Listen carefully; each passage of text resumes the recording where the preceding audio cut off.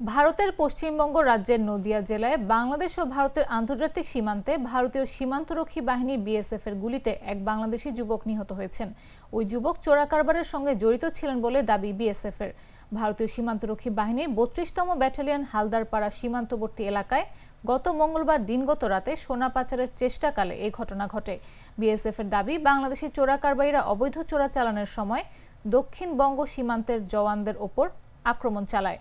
জওয়ানরা নিজেদের অবস্থান ধরে রেখে চোরা কারবারিদের আক্রমণের মুখোমুখি হন। উত্তেজনাপূর্ণ প্রতিকূল পরিস্থিতির মুখোমুখি হয়েও জওয়ানরা সংযম প্রদর্শন করেন।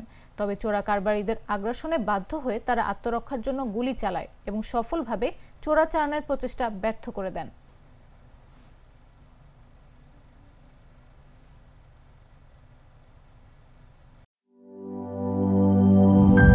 প্রাণ কফি ক্যান্ডি, কররা কফি, কঠিন স্বাদে হাইকে বলো বাই।